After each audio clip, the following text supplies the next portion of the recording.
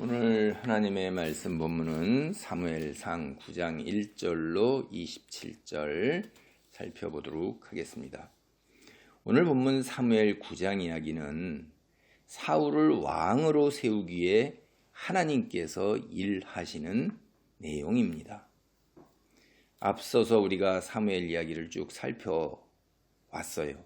그것대로 하나님께서는 이스라엘 백성의 왕정 요구, 이걸 마지 못해서 그냥 허용하셨는데 8장 마지막에 보면 이제 그 이야기를 전하면서 사무엘이 이스라엘 사람들에게 왕을 세우라고 여호와께서 말씀하셨다. 그렇게 말을 전해주면서 이제 너희 각기 성읍으로 돌아가라. 그렇게 했습니다. 이후에 이어지는 이야기가 이제 오늘 이야기예요. 오늘 본문 사무엘서 9장 전체 이야기를 살펴보도록 하겠습니다. 먼저 9장 1절로부터 4절까지의 단락은 사울이 나귀를 찾는 이야기입니다. 사울의 아버지 기스, 아버지가 암나귀를 잃었어요. 그래서 그의 아들에게 사환을 데리고 암나귀를 찾아오라, 이렇게 얘기하는 거예요.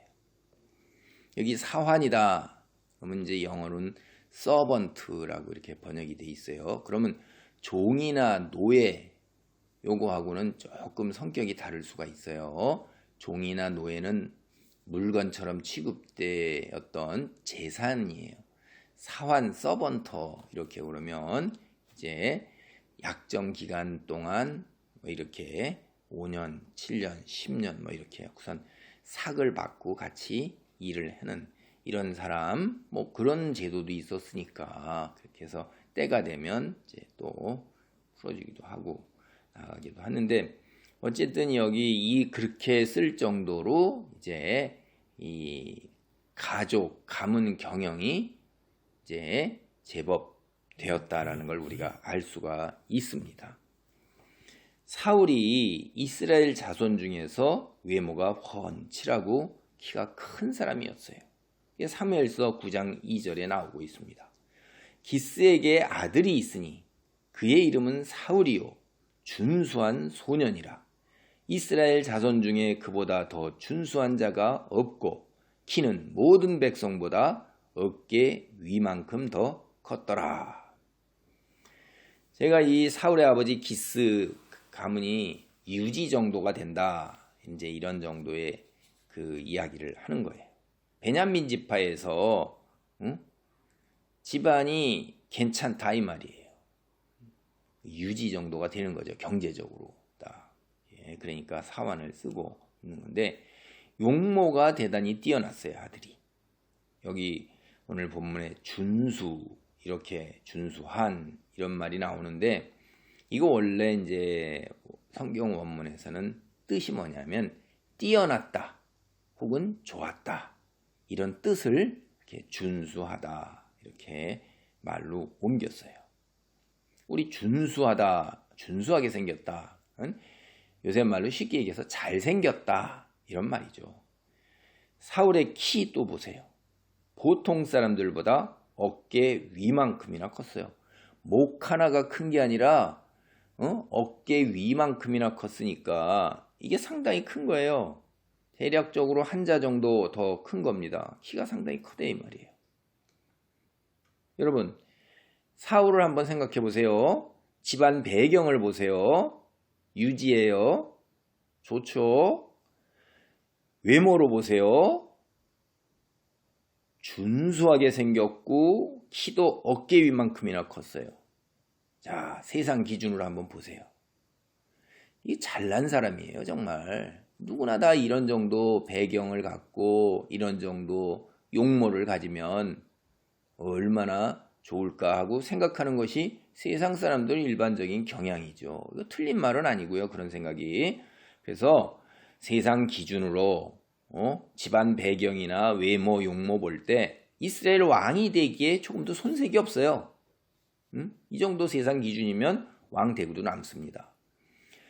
이 당대 고대 근동 세계에서 왕 그러면 일단 외모가 출중해야 돼요.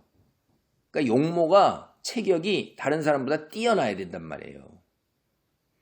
지도자라고 그러면 사람들이 따라가야 되잖아요. 강제로 힘으로 모든 사람을 다 제압해서 마음을 얻을 수는 없어요. 그렇기 때문에 일반 백성들, 자기 측근에 있는 거느리는 사람들이야 뭐 힘으로 따른다고 하지만 이게 일반 백성들도 탁 봤을 때 아이고 우리 왕 참 잘생겼네, 가문도 있네, 응? 어이구 키도 크니까 누구나 다 멀리 떨어져서 이렇게 봐도 다 보여요. 다 보여요. 응? 키 크다는 얘기는 무슨 얘기죠? 다른 사람에게 힘을 사용할 때 물리적인 힘, 폭력, 응? 이런 걸 사용할 때 제압할 수 있는 거예요. 이게 고대 근동세계 이런 때 또 2차 산업혁명 시대까지만 하더라도 사람들의 물리적인 힘, 육체적인 힘이 대단히 중요한 거예요. 그것이 왜냐하면 다른 사람보다 더 탁월하고 잘 할 수 있기 위해서는 일단 체격 조건을 갖춰야 된다 이 말이에요. 그러니까 사울, 당대 고대 근동의 왕의 기준을 볼 때 이스라엘 사람 중에서 그 누구에게도 뒤처지는 사람이 아니에요. 사울이. 세상 기준으로 볼 때. 그래서 하나님께서 이스라엘 백성이 다른 나라들처럼 왕이 다스리는 나라, 다른 나라들처럼 세상 나라처럼 왕이 다스리는 나라 이렇게 원하자 그들이 원하는 대로 세상 사람들이 왕으로 세우고자 하는 사람들의 조건 그걸 딱 맞춰주시는 거예요. 그 경우에 맞춰가지고 사울을 택하신 것입니다. 하나님이 하시는 손길 일을 보면 기기묘모해요. 어쩜 이렇게 사람의 마음을 다 이렇게 뚫어보시면서 거기를 어루만지시는지 참 하나님의 그 전능하심을 다시 한번 생각합니다. 사람이 떼쓰고 매달리잖아요. 하나님께. 그러면 하나님이 어떻게 하셔요? 그래, 내 욕심껏 해보아라. 그러시면서 뒤로 물러나 계시는 경우도 있어요. 그래서 사람들이 자기 욕심껏 마음대로 해보게 내버려두면서 그대로 바라보고 계셔요. 우리 부모들 중에도 그런 사람들도 있어요. 자녀들을 양육하는 방법 중에 하나가 모든 경우를 다 그렇게 하진 않아요. 그러나 때로 하나님도 이렇게 자기 탐욕대로 욕심껏 제 멋대로 해보도록 허용하시면서 개입을 안 하시고 보고만 계실 적도 있으세요. 오늘 본문에서 세상 기준, 하나님의 마음을 기쁘게 할 것인가 여기에 대해서 우리는 생각을 해봐야 돼요. 다른 나라들처럼 하나님을 떠나서 다른 나라들처럼 이렇게 하니까 그래 세상 기준, 하나님 기준이 당연히 세상 기준보다 앞서죠. 하나님 기준에다가 세상 기준까지 더 보태서 둘을 살짝 이렇게 붙여놔요. 그렇게 된다면 우리 입장에서 우리 사람 입장에서 생각할 때 야 이게 최고 아니냐 이렇게 우리는 생각합니다. 사실 이게 말이 안 되는 거고 어처구니 없는 거고 굉장히 지나친 욕심인데 이게 세상 것도 가지고 하나님 것도 가지고 이게 이제 그러니까 혼자 다 차지하겠다는 게 이게 일반적으로 우리 세상 사람들의 마음보예요. 마음 씀씀이가 우리가 보통 그렇습니다. 그리고 그걸 굉장히 좋아하고 때로는 믿음이라는 걸 앞세워서 이게 형통이라고 생각하고 축복이라고 생각하고 하나님께서 내 기도를 들으시고 내게 응답하시고 나와 동행하신다. 은혜다. 이렇게 착각과 오해 속에서 살아가는 경우가 오늘날 그리스도인 기준으로 보면 엄청나게 많은 거예요. 왜냐하면 이게 마음의 틈새가 세상의 것을 향해서 이미 벌어져 있는 거예요. 근데 하나님 것에 대한 두려움이 있기 때문에 그리고 잘 알아요. 지식적으로는. 그러니까 온전하게 세상으로 못 가면서 양다리를 걸치다가 가랭이가 나중에 찢어지는 거죠. 성경은 그렇게 얘기를 하고 있어요. 자, 다시 와서 믿음으로 영웅이면서 동시에 세상에서도 형통하고 자기의 목표와 과업을 훌륭하게 이뤄내면 이거 얼마나 좋겠습니까? 온 세상 사람들이 다 부러워하는 거예요. 이거 세상 사람들이 꿈꾸는 거고 그리스도인도 이런 것들을 꿈꾸면서 살아가기에 너무나 많습니다. 근데 성경 말씀은 참 잔혹하다는 생각이 들어요. 이제 이런 것들을 이루지 못한다는 거에서 잔혹하다라고 말씀드리는 거예요. 사실 잔혹한 게 아니라 올바른 것이지요. 하나님께서 뭐라고 그러냐면 하나님을 섬기든지 맘몬, 돈, 다른 말로 세상, 맘몬은 세상을 대표하는 거예요. 돈을 대표하는 거고 하나를 선택하라고 그러는 거예요. 이게 고민이죠. 두 개 다 선택해서 두 개가 합쳐지면 얼마나 좋겠습니까? 근데 둘을 모두 섬기는 게 불가능하다고 얘기를 해요. 한 사람이 두 주인을 섬길 수 없다는 거예요. 하나님의 빛의 자녀이면서 동시에 어둠에 속한 세상 사람이 될 수 없다는 것입니다. 오늘 본문 사무엘상 9장 4절을 보면 사울은 나귀를 찾지 못해서 헤매고 있어요. 근데 당대의 나귀는 자주 길을 잃고 헤매는 짐승이에요, 이게. 그래서 이스라엘에서 이게 자주 일어나는 일이고 볼 수 있는 일이었다 이 말이에요. 이 나귀가 길을 잃고 헤매는 게 이스라엘의 현 상황이에요. 영적인 관점에서. 성경은 이제 그거를 갖다가 여러분 빗대어서 이야기하고 있는 것까지 이렇게 들어보게 되면 여러분은 성경을 훨씬 더 깊이 들어가서 보게 되고 있는 것입니다. 이스라엘의 현상이 나귀처럼 길을 잃고 헤매고 방황하기 시작한다는 것입니다. 아브라함과 이삭과 야곱, 모세, 그리고 뒤에 나오는 다윗 모두 대단히 훌륭한 목자로 성경에 나와요. 이스라엘의 배경이 양 이런 것들을 키는 유목문화, 짐승을 치는 유목문화였기 때문에 목자로 비유를 해서 알아듣게 영적인 진리를 전하고 있는 거예요. 여러분 훌륭한 목자 얼마나 잘 인도하고 돌보고 먹이고 그렇게 관리를 잘하겠어요. 지금 말씀드린 제가 그런 사람들하고 비교해 볼 때 사울은 굉장히 무능한 목자예요. 아니 나귀는 양이나 이런 것보다도 덩치가 얼마나 커요. 그 덩치 큰 짐승조차도 제대로 한눈에 길 잃어버리고 헤매는 거 찾아와야 되잖아요. 예수님께서도 한 마리의 길 잃은 양을 찾아가지고선 가슴에 이렇게 탁 품고 있는 그런 그림 같은 거 우리가 잘 보잖아요. 그 작은 양 새끼도 찾는데 이렇게 큰 몸집 큰 짐승도 못 찾고 있어요. 사울이 이스라엘의 목자가 되기에는 부족하구나 라는 그런 인상을 이제 본문의 이면 속에서 있는 것도 우리가 생각해 볼 수 있구나 하는 말씀을 드리는 거예요. 이제 이 이하에서 계속해서 전개되는 이야기를 보면 사울이 집을 나설 때 하고 집으로 돌아올 때 전혀 다른 신분을 지니게 돼요. 겉으로 볼 때는 달라진 게 하나도 없어요. 그러나 하나님의 관점에서 영적인 관점에서 사무엘과 같은 선지자 사사가 볼 때 세상 사람들은 몰라요. 완전히 달라진 겁니다. 신분이 완전히 달라진 거예요. 우리가 하나님을 믿기 전과 믿은 이후에 우리의 신분은 똑같은 거예요. 완전히 달라진 거예요.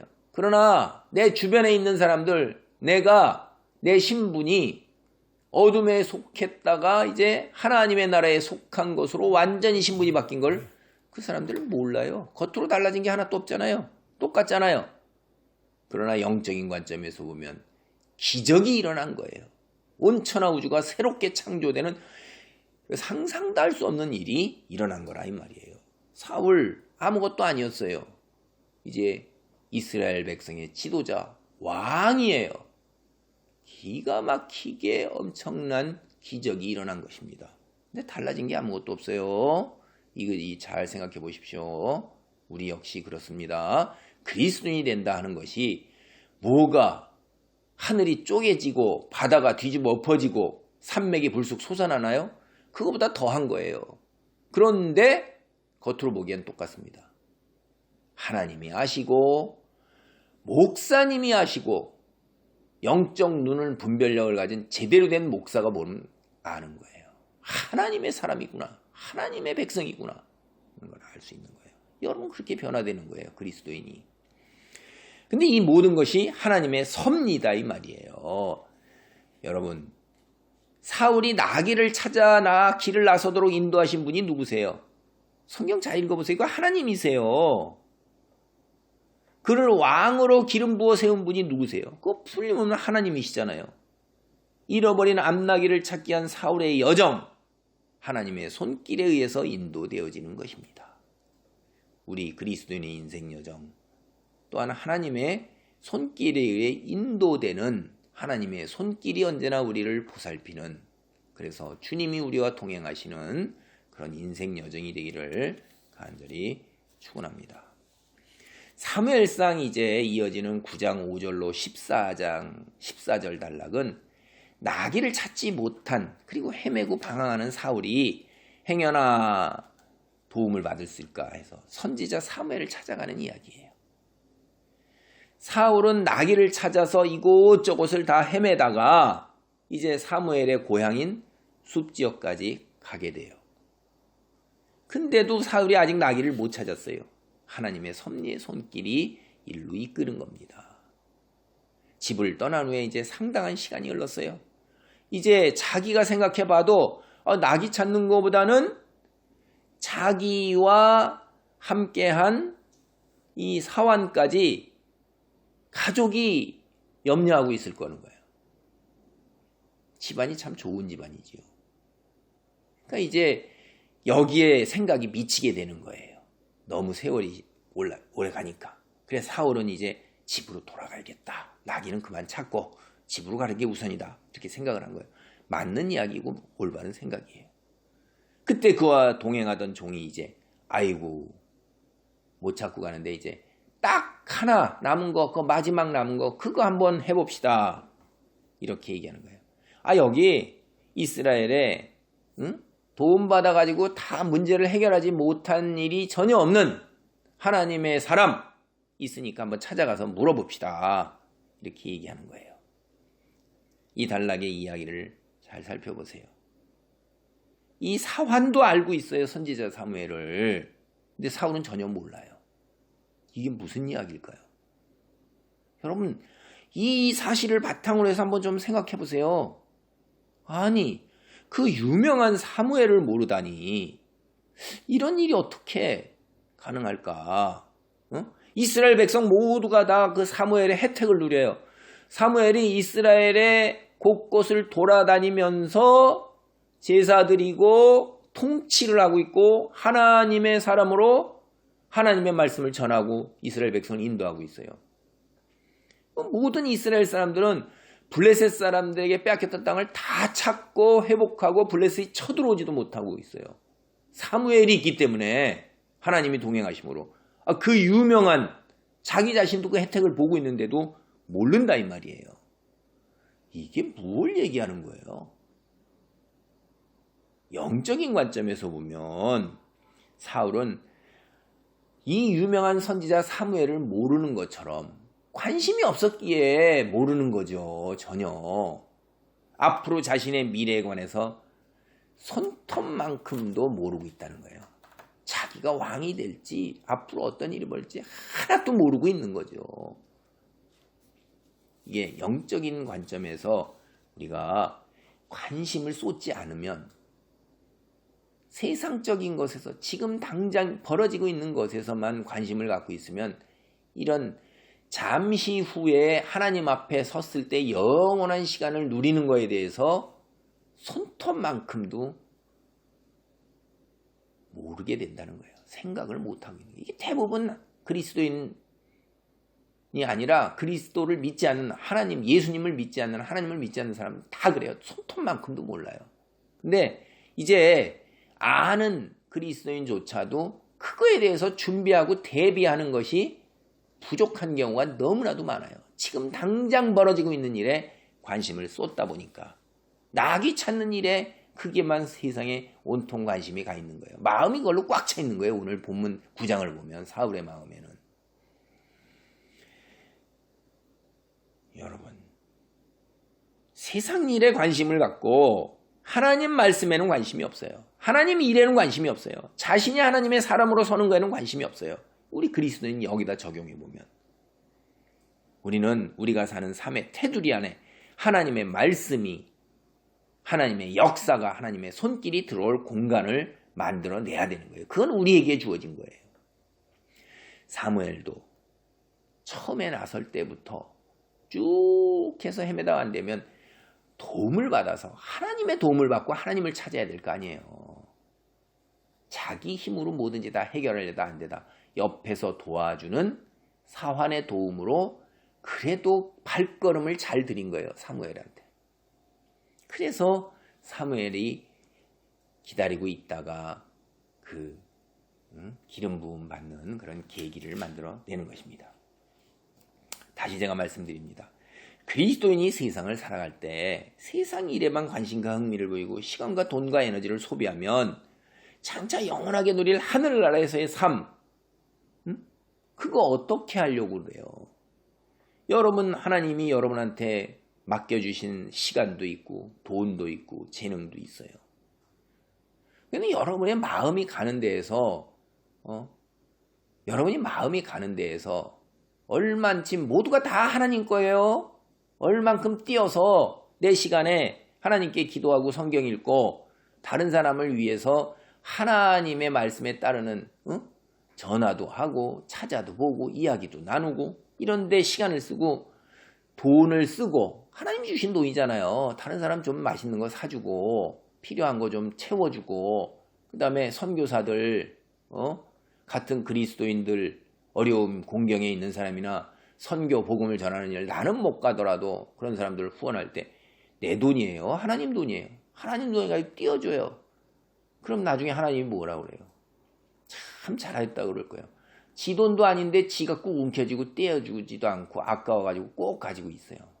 다 쓰고 가지도 못해요. 다 쓰고 빵원 만들어 놓고 하나님 앞에 쓰면 아이고 세상에서 후련하게 난 해볼 거 다 썼네. 이런데 쓰지도 못하고 그저 가지고 있다가 얼마나 쓰고 가겠어요? 여러분이 빵원 만들어 놓고 가겠어요? 그렇게 못 하시잖아요.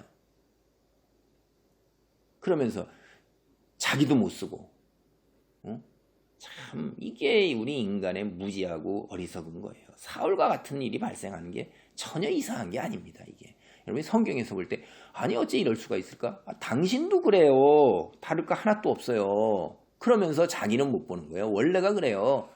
가까운 자기는 못 보고 남의 것은 그렇게 또 잘 봐요. 현미경으로.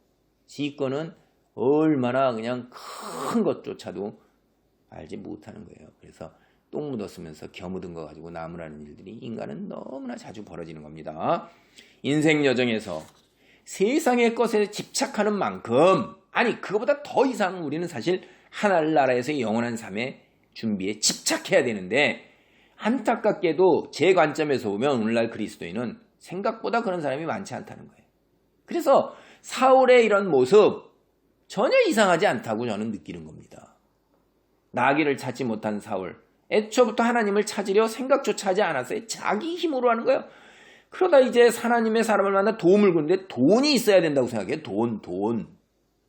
영적 차원에서 하나님 백성을 인도할 만한 이게 자질이 있는 거예요. 이게 돈 없어서 못 만나겠다는 거예요. 잃어버린 나귀를 찾아 나선 여정 이것조차 선지자 사무엘을 만나는 그래서 왕으로 세워지는 것 이것이 다 뭐예요? 저절로 돼요? 우연이에요? 아니에요. 하나님의 섭리예요. 손길이에요. 우리 개인의 삶도 우리가 예수님 믿은 거 이거 하나님의 손길이고 하나님의 도움이고 하나님의 섭리입니다. 하나님의 섭리가 인생 속에서 삶 속에서 어떻게 적용되는가 하는 걸 사무엘 속에서 우리가 이 속에서 그리고 사울 속에서 확실하게 보는 거예요. 사울이 잃어버린 나귀를 찾아 나서도록 하신 것부터 하나님의 섭리가 있는 걸 여러분 깨닫고 봐야 돼요. 그게 성경 보는 눈이에요. 믿는 사람에게 우연이다? 절대로 없습니다. 세상의 통치자요, 세상의 창조주요, 세상의 주님이십니다. 이 역사를 이끌어 가시는 분이 하나님이세요. 그 하나님이 우리를 향해서 우연으로 내버려 두시겠어요? 우연처럼 보이는 거지요. 절대 우연은 없습니다. 하나님의 구원으로 인도되는 사람에게 우연이란 없는 거예요. 그래서 여러분이 누군가를 복음으로 인도하고 싶으면 기도를 하고 때를 기다리면서 지혜롭게 하나님 말씀을 전하면 그 후에 손길이 하나님에 의해 이루어지는 거고, 그렇게 하시도록 하나님이 우리를 부르실 때 우리는 민감하게 빨리 반응을 해야 돼요. 그대로 따르고 순종해야 하는 것입니다. 사무엘상 9장 14절입니다. 그들이 성읍으로 올라가서 그리로 들어갈 때 사무엘이 마침 산당으로 올라가려고 마주 나오더라. 사무엘이 산당에서 제사를 드린 이야기는 사무엘상 9장 12절로부터 14절까지 나오고 있어요. 근데 이 산당이라는 것은 일반적으로 대체적으로 그 마을의 밖에 넓은 뜰에 세워졌던 제단을 이제 이야기를 해요.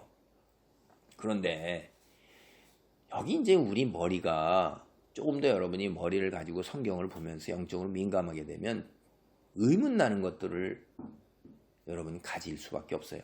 왜 사무엘은 실로나 또는 기랏 여아림에 있는 성막, 거기 언약궤에 있는데 그거 놔두고 왜 산당에 가서 제사를 드릴까? 여러분이 성경을 쭉 뒤에 역대상하, 열왕기상하를 읽어보면 산당에 가서 제사 드리는 게 이게 바르지 못하다는 거 금방 알아요.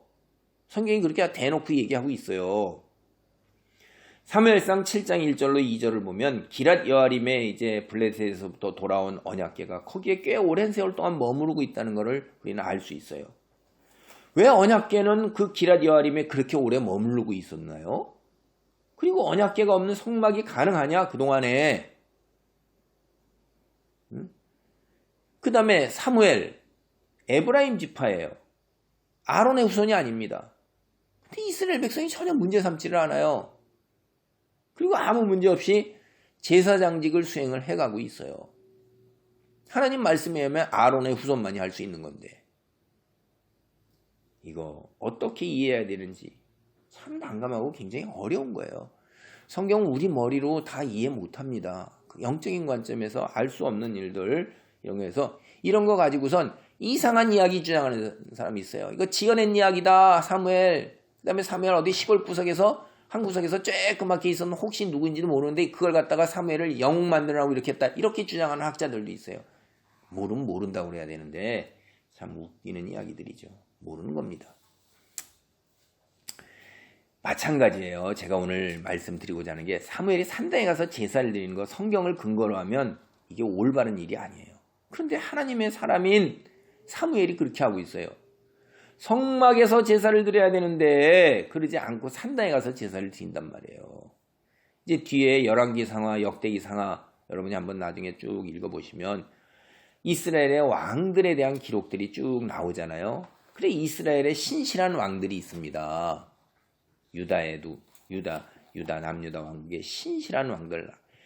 근데 그들이 산당만큼은 없애지 못했다고 이렇게 부정적으로 뒤에 꼬리표를 달아서 얘기를 해요.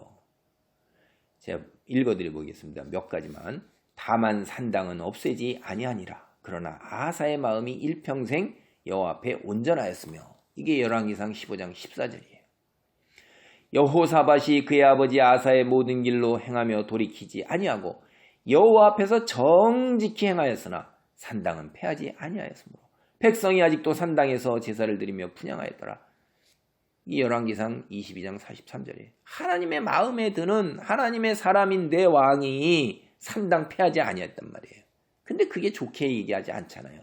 백성이 산당에서 아직도 이렇게 나오잖아요. 산당에서 제사 드리고 분향하는 게 좋은 일이 아니에요. 오직 히스기야 왕하고 요시야 왕이 과감하게 개혁하면서 산당을 제거한 거예요. 개혁의 왕이잖아요. 다른 거룩한 왕들 평가 앞에서 여호와의 길에 행하였는데 산당은 제하지 아니하였다. 이렇게 꼬리표를 딱딱 붙여놓고 있어요. 마지막 이 사람이 그 사람에 대한 이야기를 끝날 때 부정적인 겁니다. 사실 현실에서 세상 풍조가 확 밀려 들어와서 그게 다 만연해 있는데 그리고 백성이 호응하지 않아요. 전혀 따르질 않습니다. 이 개혁이 가능한가요? 제가 쉽게 얘기할게요. 여러분 우리가 살 때 우리는 설날을 지켰는데 어느 때 대통령이 설날 그거 신정으로 지켜라. 우리는 음력으로 설날을 지켜왔어요. 근데 그거를 신정, 캘린더, 달력에 1월 1일로 지켜라. 이렇게 하면서 하는데 백성들이 호응 잘 안 하잖아요. 그걸 다 알고 있는 거예요. 그러니까 1월 1일을 하루 쉬게 하고 구정 쉬는 날을 줄였어요. 근데 오늘날 여전히 그렇게 하고 세월이 두세 대는 흘러왔을 겁니다. 구정이 빵빵하게 살아서 구정 그대로 있죠. 신정 누가 지켜요? 추석을 없애버릴 수가 있어요? 이게 그렇게 쉬운 일이 아니에요. 현실에서는 백성이 호응하지 않을 때 세상 풍조가 밀고 들어와서 어둠의 세력이 다 휘어잡고 있을 때 개혁이 쉽지 않다는 거예요. 사무엘이 산당에 가서 제사를 드린 일, 말씀을 기준으로 할 때 올바른 건 아니지만 이게 그렇게 쉬운 일이 아니구나라는 걸 저는 개인적으로 생각을 해봅니다. 사무엘이 이렇게 행위를 했기 때문에 후에 예루살렘 성전이 지어졌어요. 그래도 많은 사람들이 산당에 가서 제사를 드리는 일에 사무엘의 영향을 끼쳤을 겁니다. 세상은 씨줄 날줄로 다 엮여 있어요. 어떤 한 사람이 나는 홀로 고립돼 있어. 그거 아무도 내게 관심이 없어 라고 얘기한다 할지라도 여러분의 말과 언행은 주변 사람과 가족과 하나님 나라의 구성원으로서 가정공동체의 구성원으로서 교회 구성원으로서 영향을 미치고 있는 거예요. 여러분이 알지 못할 뿐이지. 우리는 절대 내가 어디서 톡 튀어나와가지고 우선 하나님 믿고 혼자서 신앙생활하는 게 아닌 거예요.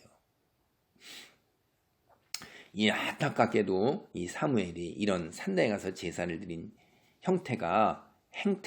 행위가 이게 이스라엘 역사에 영향을 미친다 이 말이에요. 그래서 이스라엘 역사에서 하나님이 계신 성전에 가서 제사를 드리면서도 동시에 산당에 가서 제사를 드린 일이 오랜 기간 동안 계속되고 이게 그렇게 쉽게 사라지지 않았다는 것을 성경을 통해서 우리는 알 수 있어요. 여기에서 우리는 뭘 생각해 봐야 돼요? 이런 현상이 오늘 그리스도인 삶 속에서 똑같이 벌어지고 있다는 거예요. 여러분, 많은 그리스도인들이 일상생활에서 세상 풍조를 따라가요. 어둠에 속한 그 행태를 보이면서도 그걸 깨닫지도 못해요. 알지도 못해요. 민감하게 그걸 지적하고 깨닫고 그렇게 하지 않으겠다는 감정이나 열정, 의지 이런 것조차도 나아가지도 못한다 이 말이에요. 기가 막힌 거예요. 세상 풍조가 교회 안에 만연할 때 이걸 누가 거슬려서 이야기하고 뒤집어 엎겠어요. 보통 카리스마가 있지 않고는 보통 독재자처럼 그렇게 하지 않고는 가능하지가 않을 거예요. 제가 하나 예를 들어보면 교회 일을 투표로 결정을 해요. 이게 성경적이에요? 여러분 민주주의를 내세워가지고 투표로 결정하는 것이 굉장히 합리적인 것처럼 모두 생각하는데 그거 절대 그렇지 않습니다. 여러분이 학교 다닐 때 배울 때 민주주의가 마치 투표인 것처럼 배우는데 아이고 참 정말 잘못 배운 거예요. 잘못 가르쳤던 거예요. 여러분 민주주의는 대화예요. 대화. 그리고 모든 사람의 합의입니다. 그러니까 의사소통을 해가지고서 설득을 하고 이해관계를 양보하고 서로 함께 나누면서 조정해서 만장일치의 형태를 지닌 그런 것들을 만들어내야 되는데 현실 속에서 시간에 쫓기잖아요. 그러니까 어느 정도 그걸 하다가 그 다음에 어떻게 해요? 다수결이라는 최악으로 여러 사람이 원하는 걸 정해내는 거예요. 제가 갔던 미국이라는 나라 잠깐 들려서 있었을 때 보면 뭐 7년 내지 10년이 걸린대요. 어느 하나 이렇게 일을 결정할 때 법안을 만들 때. 우리처럼 뚝딱하고 만들지 않죠. 근데 7년에서 10년 동안이 계속 모든 이해관계 당사자들이 여러 가지 관점에서 개인과 단체로 와서 토론하고 이야기하고 이야기해서 하는데 합의를 보는데 인간은 최선의 최고의 안을 못 만들어내죠. 그런데 그렇게 만들어냈어요. 그러면 그냥 무조건 따르는 거예요. 불만이 없는 거예요. 불만이 왜 없겠어요? 그러나 따르는 겁니다. 근데 우리는 투표를 해서 결정해놓고도 박박거리고 있어요. 교회 안에서도 투표를 한다? 이게 세상에서도 그렇게 얘기하는 게 아닌데 대화와 소통으로 조정한 합의안을 만들어내야 되는 거예요. 서로의 모든 이익이 다 보장되면서 서로가 조금씩은 다 손해보고 양보하면서. 근데 투표로 결정을 해요. 기가 막힌 거예요. 성경은 그러지 않습니다. 지도자가 권위를 가지고 하나님의 말씀을 대언하면서 하나님 말씀을 기준으로 해서 설득하고 이끌고 나가야 되는 거고 다른 사람들 거기에 순종해 나가는 게 교회 구조지 민주주의가 교회인 줄 아세요? 근데 그거 누가 그걸 바꾸겠어요? 학교에서 다 그렇게 배웠고 그리스도인이라면서 다 그렇게 생각하고 그게 옳은 거로 따라가는데, 응? 우린과 돈밈으로 제비 뽑는 건 성경에 옛날에 있었던 이야기지. 초대교회에 집사 세울 때, 혹은 뭐 누구 뽑을 때 투표로 뽑았던 게, 그거는 성경에 나오는 이야기지 현실은 달라. 세상에 현실이 다르면 하나님이 통치하지 않으시는 거예요? 그럼 이 세상은 어둠에 속한 세상이에요?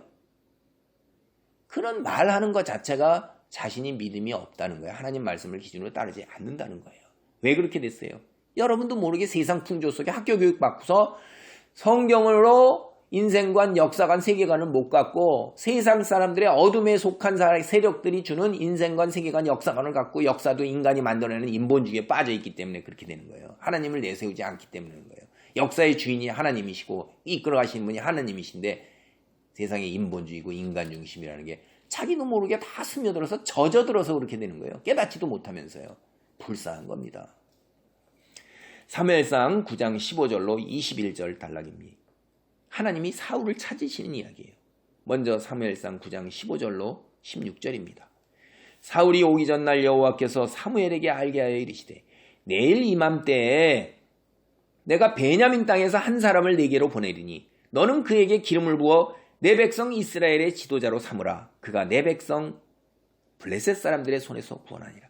내 백성 부르짖음이 내게 상달되었으므로 내가 그들을 돌보았노라 하셨더니, 이제 사무엘에게 하나님이 나타나신 거예요. 동행하시니까 참 기가 막히죠. 이런 은혜를 입으면 얼마나 좋습니까? 사울에게 기름 부어 왕으로 세우라고 말씀하셔요. 하나님께서 내가 사울을 내게 보낼 테니 너는 준비하고 내가 일러준 대로 행하라고 그러는 거예요. 하나님 섭리의 손길 참 우리가 그냥 여기서 그냥 완전히 딱 드러내놓고 느끼죠. 이게 하나님의 섭리의 손길이구나. 우연이 없구나를 깨달아야 돼요. 하나님께서 사울을 이스라엘 백성의 지도자로 세우신 거예요. 얘 뒤에 가면 이제 왕이라는 얘기가 나와요. 아직 왕이 아닐 때 이스라엘 백성의 지도자라는 말을 써요. 그에게 주어진 사명이 뭡니까? 내 백성을 구하는 일이에요. 내 백성을 세 번이나 말씀하고 계셔요. 여러분, 내 백성이라. 야, 이 기가 막힌 거예요.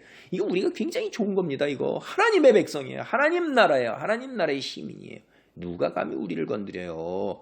여러분, 이 세상 나라에서 미국 백성 그 한 사람 구하기 위해서 미국이 다 나섭니다. 미국이란 나라의 그 영광과 힘을 드러내는 거예요. 세계에. 하나님의 백성, 하나님이 어둠의 세력에서 손도 못 대게 보호하시고 인도하시는 거예요. 이 내 백성이라는 말, 출애굽기를 보면 하나님이 애굽 땅에서 종살이를 하던 이스라엘 백성을 내 백성, 내 소유 이렇게 애칭으로 부르셔요. 하나님께 속한 하나님의 소유된 백성, 그거를 내 백성이라고 부르시는 거예요. 출애굽에 어땠어요? 하나님께 고통이 너무 커서 부르짖었더니 들으시고 그 다음에 누구를 보내셨어요? 모세를 보내셨잖아요. 오늘 보면 똑같은 거예요. 응? 내 백성의 부르짖음이 내게 상달되었으므로 내가 그들을 돌보았노라. 부르짖으니까 이제 듣고, 여전히 그 원리예요. 부르짖으니까 듣고 응답하시는데 누구를 보내요? 이제 사무엘, 너희들이 그렇게 원하는 그 왕 사울을 보내주시는 거예요. 그래서 사울한테 소명이 뭐다? 블레셋 사람의 손에서 내 백성을 구원하라. 그렇게 얘기하시는 거예요. 자, 하나님의 두톤 신뢰를 입었어요, 사울은. 근데 이제 뒤에 나오는 이야기를 보면 우리는 그 소명을 제대로 감당했느냐는 거에서 상당히 의문을 가져야 되는 거예요. 사실 소명 감당하지 못했죠. 근데 이게 사울만의 문제일까요? 여러분 그리스도인이에요. 하나님이 부르셨어요. 내 백성이라고 그랬어요. 그래서 선택해서 세우셨어요. 오늘날 하나님께서 우리를 부르시고 당신의 자녀 삼으면서 하나님의 영광을 드러내는 거룩한 삶을 살도록, 그리고 복음을 세상에 드러내도록 우리에게 소명을 주신 거예요. 근데 우리 그 소명 감당하고 있습니까? 지금 당장 현실, 세상 속에서 풍요로운 삶, 나의 삶, 이게 더 많은 마음 빼앗기고 있잖아요. 여러분, 내 삶을 살고 여러분 피조물이에요. 하나님의 백성이에요. 하나님의 백성으로 신분에 걸맞은 삶을 살아야 되는 거예요. 응? 그런데 내 삶, 이 세상의 풍요로운 삶, 여기에 더 눈길을 빼앗기고 있지 않는가 생각을 해보시라 이 말이에요. 소명 감당하지 못하고 있는 게 너무나도 많지 않은가 생각해 보시라는 거예요. 제 관점에서 대부분의 그리스도인들은 제대로 소명을 감당했는가 하는 기준에서 보면 사울과 아마 같은 처지라는 생각이 들어요. 참 안타깝다는 생각이 들어요. 사실 사울이 하나님께서 부르셨을 때 이 초심을 잃지 않았다면 하나님께서 주신 소명 온전하게 감당하는 정말로 능력 있고 복 있고 그리고 위대한 믿음의 영웅이 되었을 거예요. 그런 왕이 되었을 거예요. 사무엘상 9장 20절로 21절 말씀입니다. 사흘 전에 이른 내 암나기들을 염려하지 말라 찾았느니라. 온 이스라엘이 사모하는 자가 누구냐? 너와 내 아버지의 온 집이 아니냐 하는지라. 사울이 대답하여 이르되 나는 이스라엘 지파의 가장 작은 지파 베냐민 사람이 아니니까 또 나의 가족 중에 가장 미약하지 아니하니까 당신이 어찌하여 내게 이같이 말씀하시나이까. 사실 사울은 낙이 찾아 나섰잖아요. 그러니까 마음속에 암낙이 생각밖에 없는 거예요. 하나님이 뭐 이런 거 저런 거 다 들어오는 게 없는 거예요. 근데 사울에게 사무엘이 하나님의 소명을 일깨우는데 그게 들어오겠습니까? 사울은 사무엘상 9장 20절 말씀 있죠? 사무엘이 하는 말이 뭔지 금방 분별한 거예요. 머리가 좋은 거예요. 굉장히 좋은 겁니다. 그래서 겸손하게 9장 21절처럼 말한 거예요. 응? 참, 이스라엘이 사모하는 자가 누구냐? 이런 거예요. 너 아니냐? 이러니까. 이게 무슨 말인지 금방 알아듣고. 응? 지도자예요. 왕이에요. 아이고 무슨 소리 하십니까? 베냐민 지파, 이스라엘 지파에서 제일 미약하고 근데 그 집도 그거 계속 끼고 우리 집에서도 나는 제일 별 볼 일 없는 사람입니다. 서열이 낮다 이 말이에요. 얼마나 겸손한 거예요. 응? 이 베냐민 지파가 뭡니까? 말도 안 되는 흉악한 일을 저지른 자를 옹호하기 위해서 나머지 11지파하고 싸움을 벌여갖고선 다 괴멸돼 버렸잖아요. 600명 살아남았다고 나오잖아요. 참 흉악한 지파인데 하나님 또 그 속에 속한 지파의 사람을 하나님 하시는 일을 우리 머리로 다 이해 못해요. 그리고 또 사울 또 미약해. 이렇게 미약한 지파 중에서 또 미약한 자 집안에서도 그를 들어서 이스라엘 백성의 지도자로 세우시는 하나님의 섭리. 세상 기준으로 볼 때 참 이런 관점에서는 또 이게 납득하기가 쉽지가 않죠. 근데 하나님이 절대적 주권자세요. 그러면 우리는 금방 이해할 수가 있어요. 지가 잘나서 되는 것보다도 인간적인 조건에서 될 수가 없어요. 세상 여건, 인간 조건은 다 갖췄는데 여건이 안 돼. 근데 그 여건을 하나님이 만들어셔. 이거 하나님이 도우시는가 보다. 이렇게 우리가 금방 본인이 생각할 수가 있잖아요. 주변 사람들도 그렇잖아요. 가장 약한 자를 들어 가장 강한 자로 세우시는 노래에도 나오듯이 찬양에도 나오듯이 그게 하나님이 사용하시는 방법 중에 하나예요. 사울은 자신과 자신의 집안이 결코 하나님께서 주시는 소명을 감당할 만한 그릇, 자격이 되지 못했다고 고백하는 거예요. 이걸 계속 유지했어야 되는데, 초심을 유지했어야 되는데. 여러분, 우리는 어떻습니까? 하나님께서 나를 부르셨을 때 내가 하나님의 사람으로 영생을 얻었고 구원을 받았다는 걸 눈이 열렸을 때 그때 그 마음, 그 은혜, 그걸 늘 간직하며 살아야 돼요. 기억해야 돼요. 우리 머릿속 나의 그 기억 저장고에서 주기적으로 그걸 꺼내서 기념해야 되는 것입니다.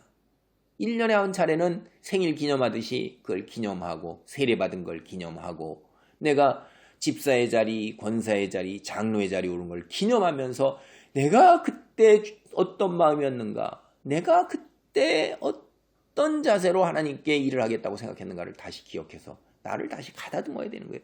이게 우리가 기념일을 가지고 길을 기억하는 이유예요. 인간은 교만하기 때문에 조금만 잘 나가면 쉽게 넘어져요. 어둠의 세력이 인간의 이런 연약함을 잘 알고 틈을 타고 들어와요. 그래갖고 망한 사람이 한두 사람이 아닌데도 자꾸 이거를 우리가 놓칩니다.